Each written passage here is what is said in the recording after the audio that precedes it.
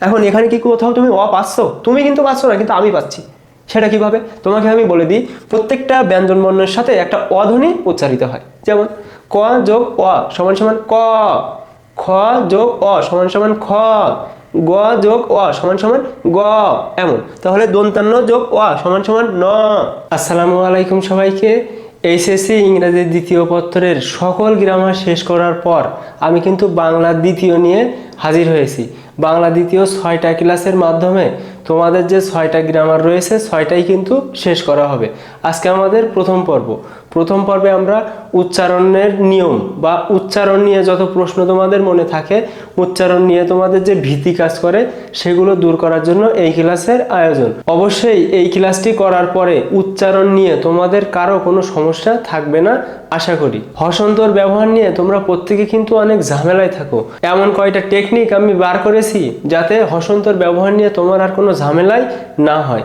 চলো আমরা ক্লাসটি শুরু করি। প্রথমে তোমাদের বলে নিই উচ্চারণ পরীক্ষায় কিভাবে আসে, আমাদের কিভাবে লিখতে হবে।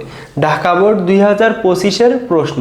দেখো এখানে উচ্চারণ কয়েকটা শব্দ দেয়া থাকবে বা কয়েকটা বানান দেয়া থাকবে। তো বানানগুলো আমাদের এভাবে উচ্চারণ করে লিখতে হবে। এটা কিন্তু পরীক্ষায় এক দাগে আসে।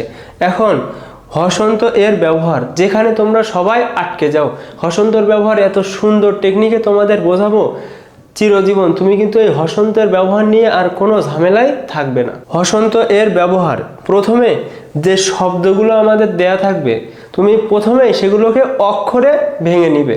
এখন অনেকের মনে প্রশ্ন থাকতে পারে অক্ষর কি? অক্ষর বিষয়টা হচ্ছে তুমি যখন কোনো শব্দকে ভেঙে ভেঙে উচ্চারণ করবে সেটাই কিন্তু অক্ষর, ইংরেজিতে বলে সিলিবেল। তো দেখো অক্ষর বিষয়টা কি, আমি যদি এই শব্দটাকে ভেঙে ভেঙে উচ্চারণ করি, দেখো চোর, যা, পথ, এখানে কিন্তু আমি 3টা ভাগে ভাগ করতে পেরেছি। দেখো চোর, যা, পথ, তাহলে সিলিবেল বা অক্ষর কয়টা? 3টা। এখানে দেখো উদ্যোগ, উদ্যোগ কিন্তু দেখো এখানে কিন্তু 2টা অক্ষর, কারণ আমি 2বার ভাঙতে পেরেছি। উদ্যোগ 2টা অক্ষর। এখানে দেখো ধন্যবাদ, এখানে কিন্তু 3টা অক্ষর। আশা করি অক্ষর তোমরা বুঝতে পেরেছো, ভেঙে ভেঙে উচ্চারণ করা। দেখো অক্ষরের দ্বিতীয় বর্ণ হবে, অর্থাৎ যেখানে হসন্ত বসবে সেটা অক্ষরের দ্বিতীয় বর্ণ হবে। দেখো চোর, এখানে র কিন্তু দ্বিতীয় বর্ণ। পদ, দেখো পদের দ কিন্তু দ্বিতীয় বর্ণ। উদ, দেখো এখানে দ কিন্তু দ্বিতীয় বর্ণ। দোগ, এখানে গ কিন্তু দ্বিতীয় বর্ণ। অর্থাৎ হসন্ত যার নিচে হবে অক্ষরে ভাঙার পরে সে দ্বিতীয় বর্ণ হবে। আর একটা টেকনিক মনে রাখবে, অবশ্যই সে কিন্তু ব্যঞ্জন বর্ণ হবে, স্বরবর্ণ হতে পারবে না। তারপরে দেখো প্রথম বর্ণের সাথে উচ্চারণ হবে, অর্থাৎ অক্ষরে যখন আমরা ভাঙলাম তখন কিন্তু প্রথম বর্ণের সাথে উচ্চারণ হবে। বিষয়টা কেমন? বিষয়টা দেখো চোর, অর্থাৎ আগের বর্ণের সাথে উচ্চারণ হচ্ছে চোর। তারপরে দেখো পথ, এই পর সাথে কিন্তু দ একসাথে উচ্চারণ হচ্ছে, অর্থাৎ আগের বর্ণের সাথে উচ্চারণ হবে। দেখো উদ আগের বর্ণের সাথে, দোগ আগের বর্ণের সাথে। তাহলে এটাও খেয়াল রাখবে, প্রথম বর্ণের সাথে উচ্চারণ হবে, কোনো আকার রসিকার দীর্ঘিকার থাকবে না, অর্থাৎ কোনো কারই তার সাথে থাকবে না। যার নিচে হসন্তের ব্যবহার হবে তার সাথে কিন্তু কোনো আকার রসিকার এমন কোনো কার থাকতে পারবে না। এটা খুবই গুরুত্বপূর্ণ একটি বিষয়। তাহলে হসন্তের ব্যবহার যদি আমরা সামারি করি, প্রথমে আমাদের অক্ষরে ভেঙে নিতে হবে। অবশ্যই অক্ষরে ভাঙার পরে সেটা কিন্তু দ্বিতীয় বর্ণ হবে। তারপরে প্রথম বর্ণের সাথে উচ্চারণ হবে, অর্থাৎ একসাথে উচ্চারণ হবে, এবং যার নিচে হসন্ত তাতে কিন্তু কোনো কার থাকবে না। এখন আমি যদি অ্যাপ্রোপ্রিয়েট সংজ্ঞাটা তোমাদের বলি তাহলে কেমন হবে? প্রত্যেকটা ব্যঞ্জন বর্ণের সাথে একটা স্বরবর্ণ যুক্ত থাকে। যদি ওই ব্যঞ্জন বর্ণের সাথে থাকা স্বরবর্ণের উচ্চারণ না হয় তখন সেখানে হসন্ত বসে। কিন্তু আমরা এভাবে মনে রাখবো না, আমরা মনে রাখবো এই টেকনিকটার সাহায্যে। অবশ্যই হসন্ত তুমি ব্যবহার করতে পারবে। দেখো এখানে ওই, এখানে দেখো এখানে কিন্তু একটা হসন্ত হওয়ার কথা ছিল, কিন্তু যেহেতু এটা স্বরবর্ণ, স্বরবর্ণে কিন্তু হসন্ত বসে না।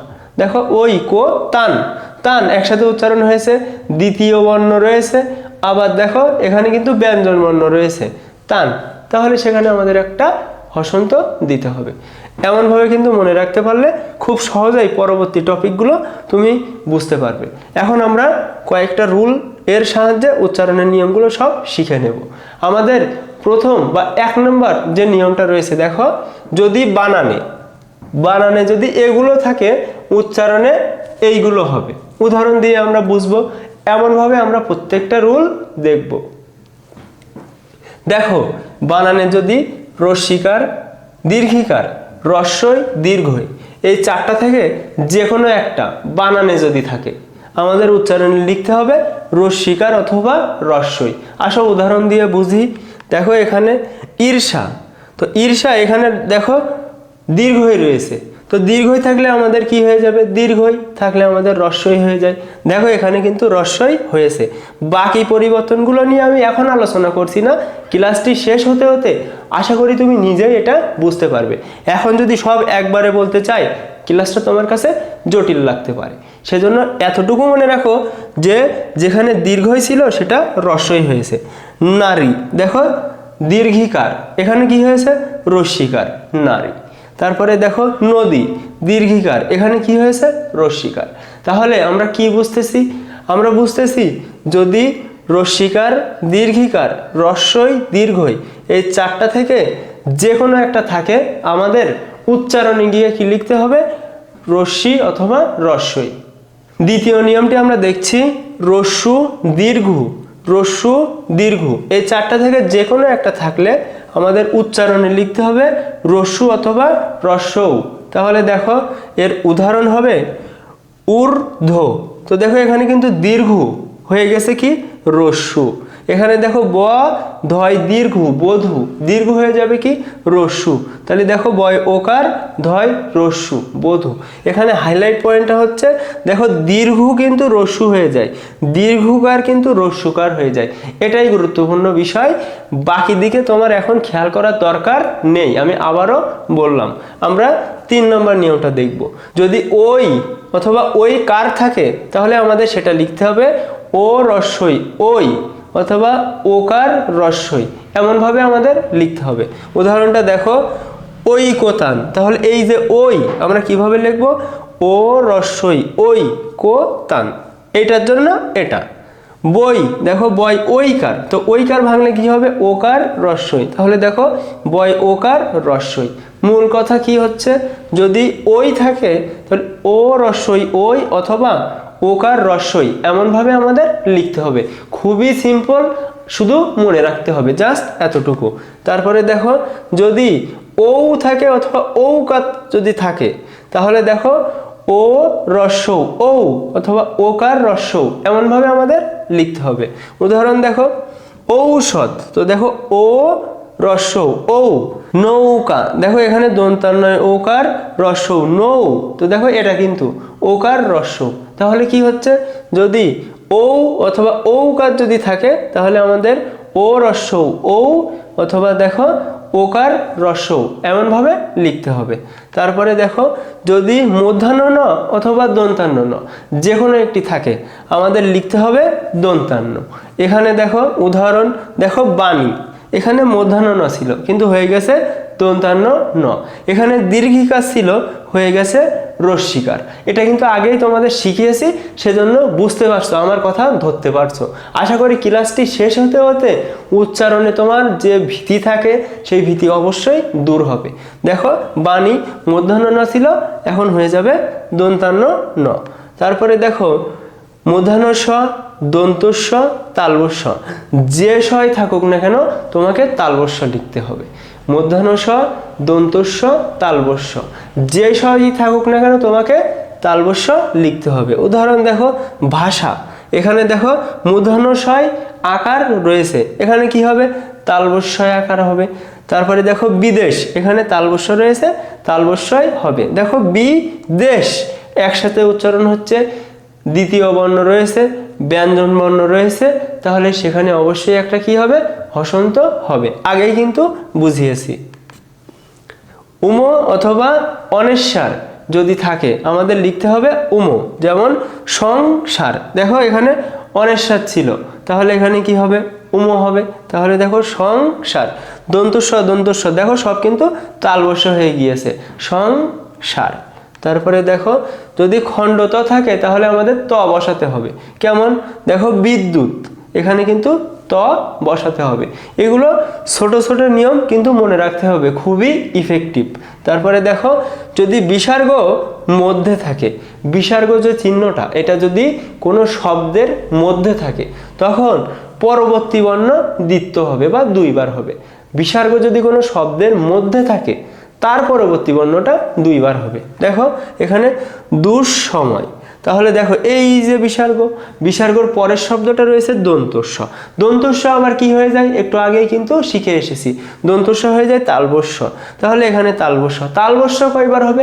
এই নিয়ম অনুযায়ী বিসর্গ এর পরের শব্দটা দুইবার, তাহলে এখানে দেখো তালবস্য দুইবার। তাহলে এর যে শুদ্ধ উচ্চারণ সেটা কি হবে?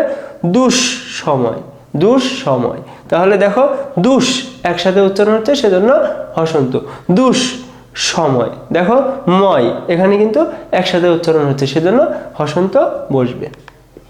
বিসর্গ যদি শেষে থাকে, বিসর্গ মধ্যে থাকলে একরকম নিয়ম, বিসর্গ যদি শেষে থাকে, বিসর্গ শেষে থাকলে ওকার হবে, বিসর্গ যদি শেষে থাকে ওকার দিতে হবে আমাদের। দেখো বিসর্গ শেষে পুনো, তো দেখো এখানে কিন্তু বিসর্গ শেষে রয়েছে, তো আমাদের কি করতে হবে? পুনো নয় ওকার, পুনো। উপসর্গ যদি শেষে থাকে আমাদের ওকার দিতে হবে, জাস্ট এতটুকু।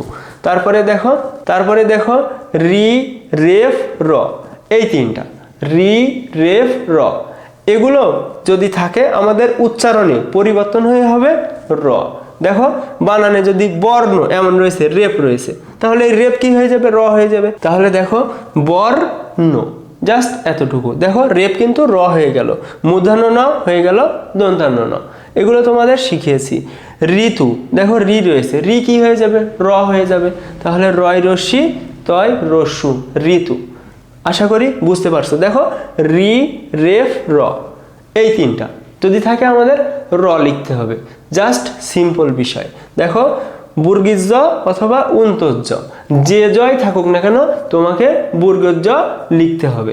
তাহলে দেখো উদাহরণ, এখানে যোগ, দেখো এখানে বুর্গিজ জয় উন্তজ জ ছিল, আমরা লিখেছি বুর্গিজ জ, এতটুকু মনে রাখলেই কিন্তু হচ্ছে। তারপরে দেখো এখানে দেখো তয়রা ফলা, তাহলে তয়রা ফলা ভাঙলে আমাদের কেমন হবে? প্রথমে ত, তারপর তয়রা ফলা ওকার। দেখো ছাত্র, তাহলে ছয়াকার ত, সাত, দেখো একসাথে উচ্চারণ হচ্ছে সেজন্য হসন্ত, ছাত্র। পাত্র, তাহলে দেখো তয়রা ফলা যদি থাকে প্রথমে আমাদের ত, তারপরে তয়রা ফলা ওকার, ছাত্র পাত্র, এমন। দেখো ছাত্র পাত্র, দেখো এই তয়রা ফলার কারণে প্রথমে ত হসন্ত, তারপর তয়রা ফলা ওকার। ক্ষীয়, ক্ষীয় যদি থাকে প্রথমে আমাদের ক হবে, তারপরে খ, প্রথমে কয় হসন্ত তারপরে খ, এটা হচ্ছে ক্ষীয়। তো দেখো ক্ষীয়র ব্যবহারে এই ক্ষীয় যদি শুরুতে থাকে তাহলে শুধু খ হবে, ক্ষীয় যদি শুরুতে থাকে তাহলে শুধু খ, ক্ষীয় যদি মধ্যে বা শেষে থাকে তখন হবে ক হসন্ত যোগ খ। দেখো ক্ষত, ক্ষীয় শুরুতে রয়েছে তাহলে খ তয় ওকার ক্ষত। দেখো দক্ষ, তাহলে শেষে রয়েছে, তাহলে দক্ষ, দয় ওকার কয় হসন্ত দোক, ক্ষয় ওকার রেখো দক্ষ। তাহলে ক্ষীয় শুরুতে থাকলে এক নিয়ম, শেষে বা মধ্যে থাকলে আর এক নিয়ম। শুরুতে যদি থাকে তাহলে খ হবে, আর যদি মধ্যে বা শেষে থাকে তখন কিন্তু দেখো ক হসন্ত যোগ খ, জাস্ট এতটুকু। তারপরে দেখো হ যোগ ম, বিষয়টা কিন্তু এমন দেখতে, দেখো হ যোগ ম এমন যদি আমাদের বানানে থাকে উচ্চারণে কি লিখবো? প্রথমে ময় হসন্ত, তারপরে হ যোগ হ, ময় হসন্ত যোগ হ। দেখো উদাহরণ ব্রাহ্মণ, তো দেখো এখানে কিন্তু রয়েছে, এখানে দেখো হয় ময়, তো ব্রাহ্মণ আমরা কি লিখবো? প্রথমে লিখবো ম, তারপরে লিখবো হ, তাহলে ব্রাহ্মণ। দেখো ম আর হ কিসের জন্য? এখানে হয় ময় এর জন্য। দেখো ব্রহ্মা, এখানে হয় ময় রয়েছে, তাহলে এখানে কি হবে? ময় হসন্ত যোগ হ, তাহলে দেখো ব্রাহ্মণ ব্রহ্মা এমন। তাহলে এটাও একটু মনে রাখবে যে হয়ময় যদি এমন থাকে তাহলে আমাদের কিন্তু ম হসন্ত যোগ হ লিখতে হবে। তারপরে দেখো হয়জফলা, হয়জফলা যদি থাকে আমাদের প্রথমে লিখতে হবে বর্গীয় হসন্ত, তারপরে ঝ, বর্গীয় হসন্ত যোগ ঝ। দেখো এখানে আমরা বলতে পারি সোজ ঝো, এখানে হয়জফলা, তাহলে কি হবে প্রথমে বর্গীয় জ তারপরে ঝ। তাহলে দেখো সোজ ঝো, এখানে দন্তস্ব ছিল হবে তালবস্য, সোজ ঝো। তারপরে দেখো গ্রাস ঝো, দেখো গ্রাস ঝো, গ্রাস, দেখো এখানে হয়জফলার কারণে বর্গীয় হসন্ত তারপরে ঝয় ওকার, গ্রাস ঝো। তাহলে দেখো সোজ ঝো, গ্রাস ঝো। হয়জফলা যদি থাকে আমাদের বর্গীয় যোগ ঝ, এই নিয়মে আসতে হবে। যদি হয় বয় থাকে দুইভাবে হয়, হয় বয় যদি থাকে দুইভাবে হয়। দুইটা উদাহরণ মনে রাখলে কিন্তু বোর্ডে তুমি কমন পাবে। দেখো হয় বয় আমরা লিখতে পারবো ও যোগ ভ, আমরা লিখতে পারবো ও যোগ ভ, অথবা আমরা লিখতে পারবো রস্যু যোগ ভ, ও যোগ ভ অথবা রস্যু যোগ ভ। দেখো এখানে আউ ভান, এখানে দেখো এই হয় বয় হয়েছে ও আর ভ, তাহলে দেখো আউ ভান। এখানে দেখো জিউ ভা, এখানে দেখো জিউ ভা, এখানে দেখো জিউ একসাথে উচ্চারণ হচ্ছে, তারপরেও কিন্তু এখানে হসন্তর ব্যবহার নেই, কারণ এটা স্বরবর্ণ। অ আ হ্রস্বই দীর্ঘই এর মধ্যে যায়, স্বরবর্ণে কখনো কিন্তু হসন্ত বসে না। তাহলে দেখো জিউ ভা এমন, দেখো আউ ভান এমন। বফলা শুরুতে যদি থাকে, শুরুতে যদি বফলা থাকে তার কোনো উচ্চারণ হবে না। বফলা যদি শুরুতে থাকে তার উচ্চারণ হবে না, হবে না, হবে না। দেখো বিষয়টা কেমন, স্বামী, তো দেখো বফলা কিন্তু শুরুতে রয়েছে স্বামী, তো দেখো এই দন্তস্ব হয়েছে তালবস্য, বফলার অস্তিত্বই কিন্তু এখানে নেই। দেখো স্বামী। জ্বালা, দেখো বর্গীয় বয় আকার, তো দেখো এই ব কিন্তু নাই, দেখো জ্বালা, যা মানান তাই উচ্চারণ, শুধু বটা উঠে যাবে, দেখো বফলা উঠে যাবে। তাহলে স্বামী, জ্বালা এগুলো শুরুতে ব রয়েছে, অর্থাৎ বফলা যদি শুরুতে থাকে সেই বফলার কিন্তু কোনো উচ্চারণ হয় না। তারপরে দেখো বফলা মধ্যে বা শেষে যদি থাকে, শুরুতে থাকলে এক নিয়ম, মধ্যে বা শেষে যদি থাকে আর এক নিয়ম। বিষয়টা কেমন, দেখো ওই বর্ণের দ্বিত্ব হবে, বফলা যদি মধ্যে বা শেষে থাকে ওই বর্ণটা আমাদের দুইবার লিখতে হবে, জাস্ট এতটুকু। দেখো বিষয়টা কি, বিশ্ব, দেখো যার সাথে রয়েছে তাকে দুইবার লিখতে হবে, বিশ্ব, বিশ্ব।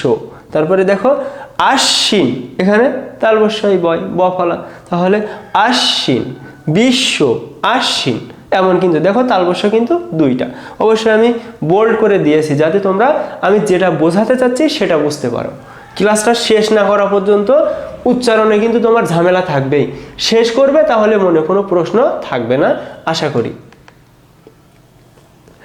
দয় বয় অথবা গয় বয় এমন যদি থাকে উভয়ের উচ্চারণ হবে। বিষয়টা কেমন, এদের প্রত্যেকেরই উচ্চারণ হবে। বিষয়টা কেমন, দেখো উদ্বেগ, দেখো দয় বয় উদ্বেগ, এখানে দর উচ্চারণও রয়েছে বর উচ্চারণও রয়েছে, উদ্বেগ।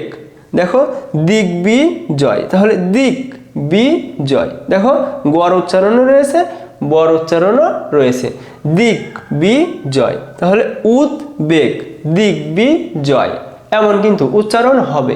হসন্তর ব্যবহার প্রথমেই শিখিয়েছি, আশা করি এখানে তোমার আর ডিটেলসে আলোচনা করার কোনো বিষয় নেই। দেখো শুরুতে যদি মফলা থাকে, শুরুতে যদি মফলা থাকে, মফলা শুরুতে রয়েছে, জাস্ট চন্দ্রবিন্দর হবে। দেখো মফলা যদি শুরুতে থাকে চন্দ্রবিন্দর লিখতে হবে। এখানে দেখো শ্মশান, তাহলে এখানে মফলা শুরুতে রয়েছে, আমাদের প্রথমে দেখো তালবস্যের উপরে কি দিতে হবে, চন্দ্রবিন্দু দিতে হবে। শ্মশান, জাস্ট এতটুকু। মফলা শুরুতে থাকলে আমাদের চন্দ্রবিন্দুর ব্যবহার করতে হবে। যদি মফলা মধ্যে বা শেষে থাকে, এই মফলা যদি মধ্যে বা শেষে থাকে ওই বর্ণের দ্বিত্ব হবে, যার সাথে থাকবে সে দুইবার হবে, যার সাথে থাকবে সে দুইবার হবে। কেমন, দেখো ছদ্ম, এখানে দেখো এই যে দর সাথে রয়েছে, তাহলে দ কয়বার, দুইবার। ছদ্ম এবং শেষেরটার উপরে কিন্তু চন্দ্রবিন্দুর হবে। দেখো ছদ্ম, দেখো পদ্ম, ছদ্ম পদ্ম এখানে দর সাথে রয়েছে, সেজন্য কিন্তু দ দুইবার হয়েছে। তাহলে মফলা শব্দের মধ্যে বা শেষে যদি থাকে তাহলে যার সাথে থাকবে সে দুইবার হবে, এবং দ্বিতীয় নাম্বারটার উপরে চন্দ্রবিন্দুর হবে। জফলা মধ্যে বা শেষে, জফলা মধ্যে বা শেষে যদি থাকে ওই বর্ণের দ্বিত্ব হবে। দেখো জফলা যদি মধ্যে বা শেষে থাকে ওই বর্ণের আমাদের দুইবার লিখতে হবে। বিষয়টা কেমন দেখো, গদ্য, দেখো এখানে কিন্তু জফলা দর সাথে রয়েছে তাহলে দ দুইবার, দেখো গদ্য। কাম্য, দেখো মর সাথে রয়েছে তাহলে ম কিন্তু দুইবার, কাম্য। জফলা যার সাথে থাকবে সে দুইবার হবে। খুবই গুরুত্বপূর্ণ বিষয়, পরীক্ষায় অনেক বেশি এই রুল থেকে প্রশ্ন হয়, অবশ্যই অবশ্যই মনে রাখতে হবে জফলার নিয়মটা। বুর্গিজয় ইংয়ে শুরুতে যদি থাকে তাহলে গয় চন্দ্রবিন্দুর অথবা গয় জফলা। দেখো এখানে জ্ঞান, তাহলে গয় জফলা চন্দ্রবিন্দুর আকার দন্তান্ন, জ্ঞান। তারপরে জ্ঞাতি, তাহলে দেখো গয় জফলা চন্দ্রবিন্দুর আকার তৈরস্যি জ্ঞাতি। তাহলে বুর্গিজয় ইংয়ে যদি শুরুতে থাকে তাহলে গয় চন্দ্রবিন্দু অথবা গয় জফলা চন্দ্রবিন্দু, এতটুকু। বুর্গিজয় ইংয়ে মধ্যে বা শেষে যদি থাকে তাহলে গয় চন্দ্রবিন্দুর অথবা গয় জফলা চন্দ্রবিন্দুর আকার। দেখো বিষয়টা কেমন, বিজ্ঞাপন, বিজ্ঞাপন। তাহলে দেখো বিজ্ঞাপন, বিজ্ঞাপন। দেখো বুর্গিজয় ইংয়ে ভেঙে কি হয়েছে, গ যোগ গয় চন্দ্রবিন্দুর, তাহলে দেখো বিজ্ঞাপন, বিজ্ঞাপন কিন্তু এমনভাবে লিখতে হবে। বিষয়গুলো খুবই গুরুত্বপূর্ণ, তুমি বোর্ড প্রশ্ন আমার সাথে সমাধান করবে, আমি কিন্তু এই প্লেলিস্টে প্রত্যেকটা বোর্ডে আসা প্রশ্ন সমাধান করে দিব। আমার সাথেই তোমার ইন্টারের বাংলা ইংরেজি আইসিটি এই তিনটা বিষয় তুমি শেষ করবে। অবশ্যই অবশ্যই আমি আশাবাদী তুমি বোর্ডে এ প্লাস পাবে, জিপিএ 5 অবশ্যই তুমি আমার এই তিনটা সাবজেক্টে নিয়ে আসতে পারবে। তারপরে দেখো এখানে আমরা পরবর্তী নিয়মটা দেখি, ওয়া। এই নিয়মটা খুবই গুরুত্বপূর্ণ, পরীক্ষায় সবচেয়ে বেশি আসে, সেজন্য আমি শেষে রেখেছি।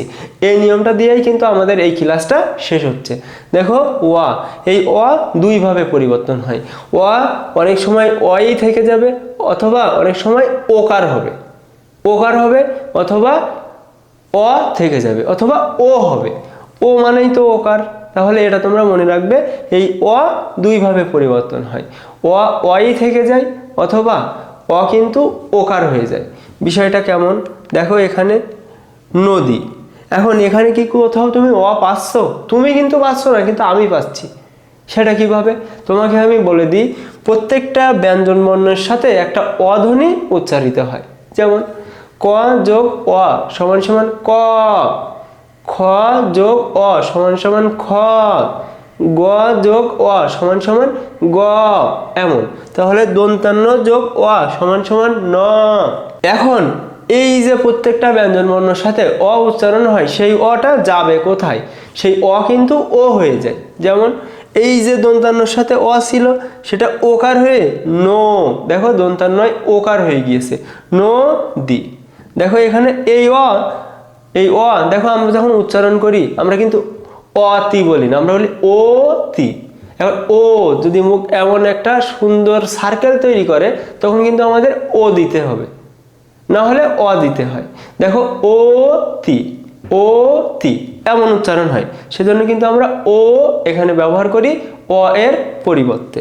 দেখো নদী, এজন্য কিন্তু এখানে ওকার ব্যবহার করা হয়েছে, অর্থাৎ প্রত্যেকটা ব্যঞ্জন বর্ণের সাথে কিন্তু অ থাকে, সেই অ পরিবর্তন হয়ে ওকার হয়। তুমি অবশ্যই অবশ্যই উচ্চারণটা খেয়াল রাখবে। যদি তুমি উচ্চারণটা প্রপারলি করতে পারো, তুমি উচ্চারণ লেখাটা তোমার কাছে কোনো সমস্যা না, তোমাকে উচ্চারণটা ভালোভাবে বুঝতে হবে। উচ্চারণ কি বলতে চাচ্ছে, নদী, নদী। দেখো অবশ্যই কিন্তু এখানে কি আসছে, ওকার আসছে। এটাই ছিল আমাদের উচ্চারণের উপরে বেসিক ক্লাস। এরপরেই কিন্তু আমরা বোর্ড প্রশ্ন নিয়ে হাজির হব। 6 দিনে 6টা গ্রামার শেষ করব বলে আমি কিন্তু আশাবাদী। এখন দেখা যাক আল্লাহ কতটুকু আমার সহায় হন। আমার সাথেই তোমার ইন্টার লাইফের বাংলা ইংরেজি আইসিটি সহ মানবিকের সাবজেক্টগুলো, ইসলামের ইতিহাস, পৌরনীতি, সমাজবিজ্ঞান, কৃষি এগুলো শেষ করার আমন্ত্রণ জানিয়ে আজকের মতো আল্লাহ হাফেজ।